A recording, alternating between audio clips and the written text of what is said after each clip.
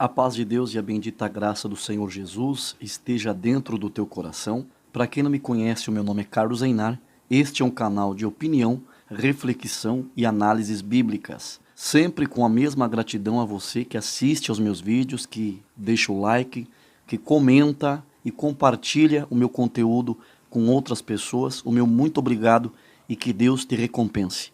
E eu peço a você que não se esqueça de adiantar o like nesse vídeo, que é importante para que o YouTube possa divulgar o meu vídeo para outras pessoas. E também peço a você que se inscreva no meu canal secundário, que é o canal Brasil Diário. É um espaço que eu criei para dar opinião e falar sobre assuntos gerais aí do cotidiano do nosso Brasil. Eu peço que você se inscreva nesse canal, o link vai estar fixado nos primeiros comentários abaixo deste vídeo. Existe muita curiosidade que cerca a mente de muitos cristãos a respeito de o que são e quem são as figuras das duas testemunhas que está descrita em Apocalipse capítulo 11. No contexto de 11 de Apocalipse, as duas testemunhas elas aparecem no início da grande tribulação. Existem várias teorias e muitas interpretações. As teorias mais divulgadas entre muitos cristãos é que as duas testemunhas, uma seria Moisés e outra o profeta Elias. Outra teoria diz que seria Enoque e também o profeta Elias. E até existem pessoas que acham que as duas testemunhas serão dois cristãos anônimos que se levantarão nos últimos dias. E existe outra teoria que diz que as duas testemunhas do Apocalipse seriam os judeus e os gentios. É uma teoria chamada de duas casas de Israel. Essa última interpretação ela é muito difundida pelo canal Reino Eterno, do nosso querido amigo e irmão Luiz Shimoyama. Eu respeito muito o trabalho dele, e a missão que ele traz aqui no YouTube, mas biblicamente não existe essa distinção de duas casas, judeus e gentios. Deus ele não tem um plano distinto entre ambas as partes. Não existe essa individualidade. Eu vou ler aqui Efésios capítulo 2, versículo 14 e 15. Porque Cristo é nossa paz. Ele uniu judeus e gentios em um só povo ao derrubar o muro da inimizade que nos separava.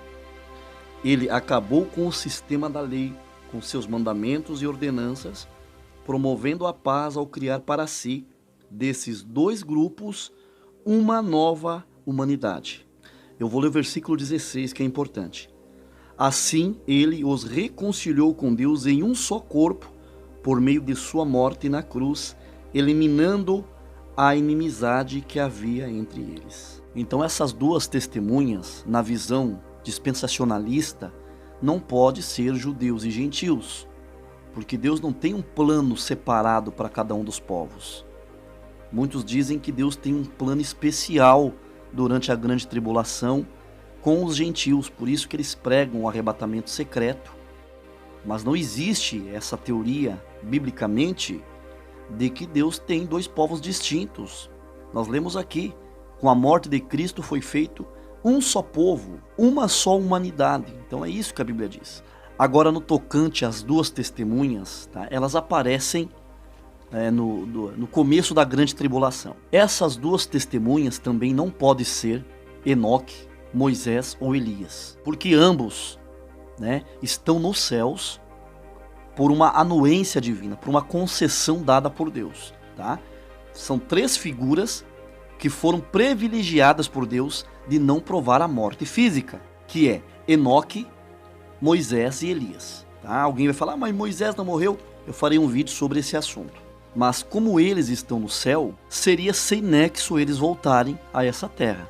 Eles voltarão a essa terra no final do milênio, junto com toda a igreja que voltará do céu, com a grande multidão incontável de pessoas que virão residir no novo céu e na nova terra, que foram recriados pelo nosso Deus. E mesmo que eles estivessem na sepultura, Enoque, Elias e Moisés, eles só ressuscitariam no final da grande tribulação. A primeira ressurreição no final da grande tribulação. A ressurreição dos ímpios, depois do milênio. Então, de acordo às Escrituras, biblicamente, não consigo enxergar essas duas testemunhas sendo pessoas reais, pessoas carnais. Existem evidências bíblicas, tá? Que as duas testemunhas é um símbolo da palavra de Deus. As duas testemunhas, elas são caracterizadas como duas oliveiras, dois candeeiros e dois castiçais de Deus. As escrituras, elas referem-se à palavra de Deus como uma lâmpada, como um candeeiro, um castiçal. Salmos capítulo 119, versículos 105 e versículo 130. Lâmpada para os meus pés é a tua palavra, e luz para o meu caminho. A exposição das tuas palavras dá luz, dá entendimento aos simples.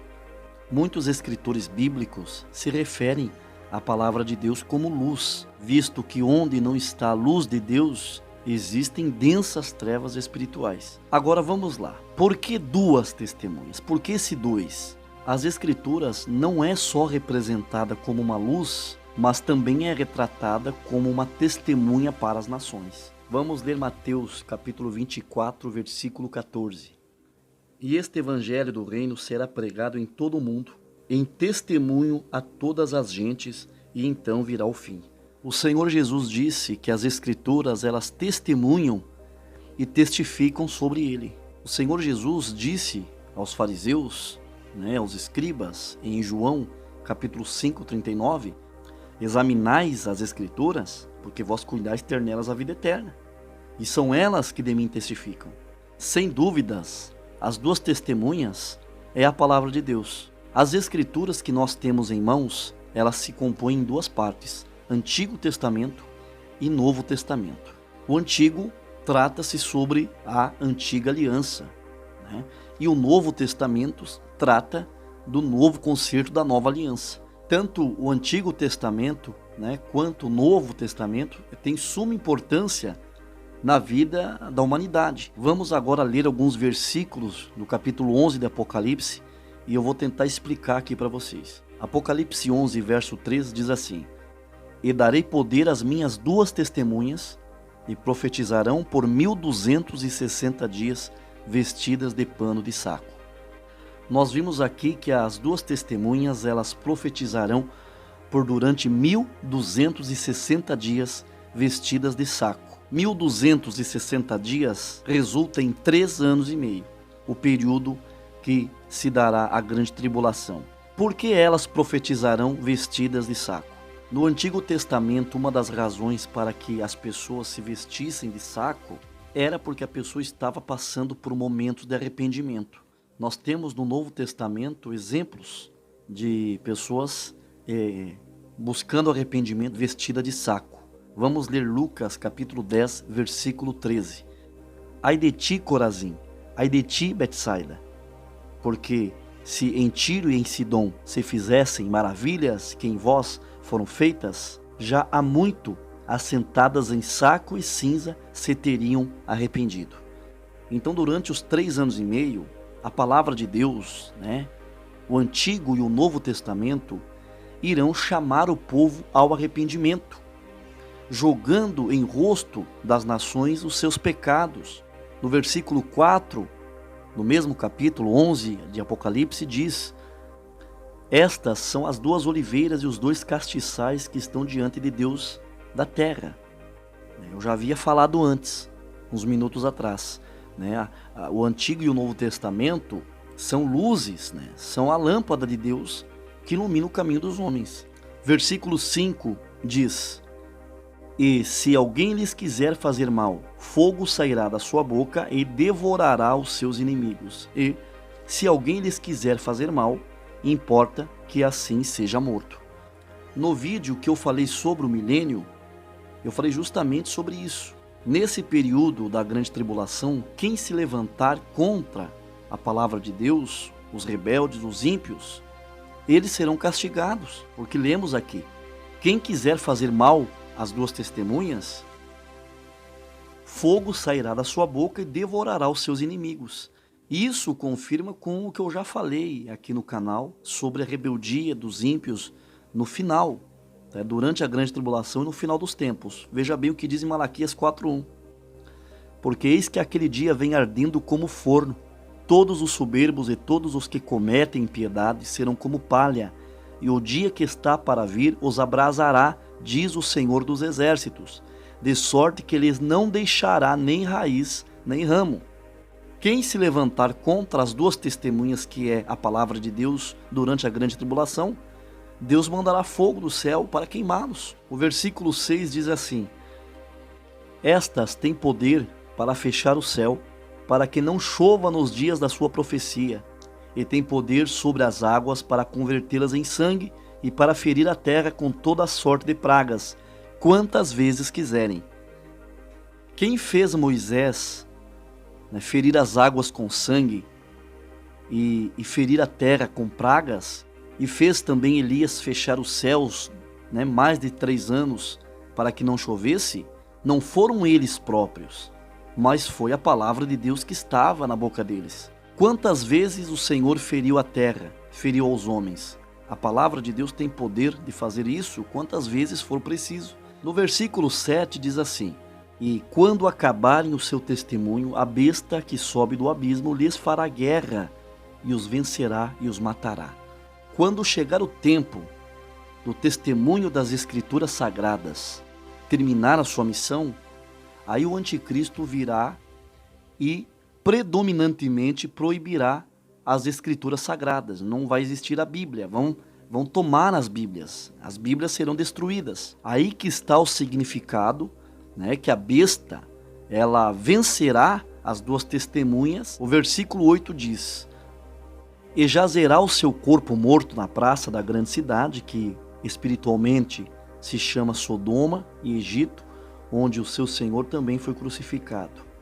Nesse período, os ímpios acharão que os salvos em Cristo, que os servos de Deus, eles estarão desamparados, Vão achar que as Escrituras, que a palavra de Deus foi destruída completamente. No versículo 10 diz que os habitantes da terra, os ímpios, ficarão tão contentes, achando que a palavra de Deus, as Escrituras foram erradicadas da face da terra, que eles até mandarão presentes uns para os outros. Vamos ler aqui, versículo 10. E os que habitam na terra se regozijarão sobre eles e se alegrarão e mandarão presentes uns aos outros, porquanto estes 2 profetas tinham atormentado os que habitam sobre a terra. Essas 2 testemunhas profetizarão durante 3 anos e meio. Elas lançarão profecias sobre os moradores da terra. E quando os ímpios pensarem que a palavra de Deus, foi vencida, vemos no versículo 11 o que diz: e depois daqueles 3 dias e meio, o Espírito de vida, vindo de Deus, entrou neles, e puseram-se sobre os pés, e caiu grande temor sobre os que os viram.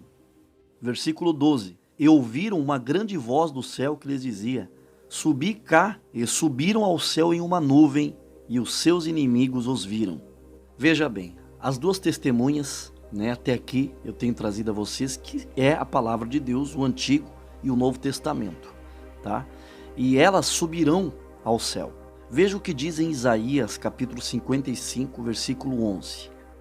Assim será a palavra que sair da minha boca, ela não voltará para mim vazia, antes fará o que me apraz e prosperará naquilo para que a enviei. No final, a palavra de Deus cria vida, E a profecia que foram lançadas da boca das 2 testemunhas durante esses 3 anos e meio, os 1260 dias, ela começará a ter cumprimento. Vimos que Deus fala que elas subam até os céus, elas subiram numa nuvem. E no mesmo momento, lemos aqui, e naquela mesma hora houve um grande terremoto, e caiu a 10ª parte da cidade, e no terremoto foram mortos 7.000 homens, e os demais ficaram muito atemorizados e deram glória ao Deus do céu. Os ímpios acharão que venceram a palavra de Deus, porque a besta matou as 2 testemunhas e os venceu. Mas depois de um certo tempo, a palavra de Deus se reavivará durante a grande tribulação, já quase perto do fim, e a profecia das 2 testemunhas começará a surtir efeito na vida dos ímpios. Alguém diz: a igreja não passará pela grande tribulação, porque a grande tribulação será para os ímpios. A igreja passará, mas a igreja será guardada na grande tribulação, assim como o povo hebreu foi guardado no Egito. As pragas vieram para os egípcios e não para os hebreus, e Deus os guardou. Espero que você tenha sido edificado com este vídeo. Se você gostou desse vídeo, eu peço que você deixe o teu like, o teu joinha, que é muito importante para o canal. Se você não é inscrito ou inscrita, eu te convido, inscreva-se e não esqueça de ativar o sininho das notificações, clicando na opção receber todas as notificações de vídeo. Compartilhe esse vídeo com amigos, familiares, no Facebook, grupos de WhatsApp, tá bom? Termine esse vídeo te saudando com a santa paz de Deus, o nosso eterno Criador, e mandando um ósculo santo da caridade dentro do teu coração. Deus te abençoe, até um próximo vídeo, estamos juntos até depois do fim. Um abraço fraterno em Cristo Jesus, o nosso Senhor. Você quer uma dica para mudar de vida, transformar a sua vida financeira? Fique com as dicas do irmão Clayton Leite. A paz de Deus a todos, tudo bem com você? Eu sou o Clayton Leite. Há algum tempo atrás eu mostrei para você como comprar um produto a R$8 e ter lucros significativos revendendo esse produto por R$199. Uma ideia que dá certo e eu ajudei mais de 10 mil pessoas. Você, inclusive, pode ser uma delas. Mas agora eu quero convidar você para clicar no primeiro link aqui na descrição para você acessar o meu canal e ver como eu consegui faturar mais de R$20 mil nos últimos 30 dias utilizando apenas o meu celular. Apenas com o meu celular eu consegui faturar mais de R$20 mil nos últimos 30 dias. O link para acessar o meu canal está aqui na descrição. É só você clicar e aproveitar essa ideia. Assim eu consigo te ajudar também da melhor forma possível. Deus te abençoe grandemente, sucesso para você e acesse o link aqui na descrição.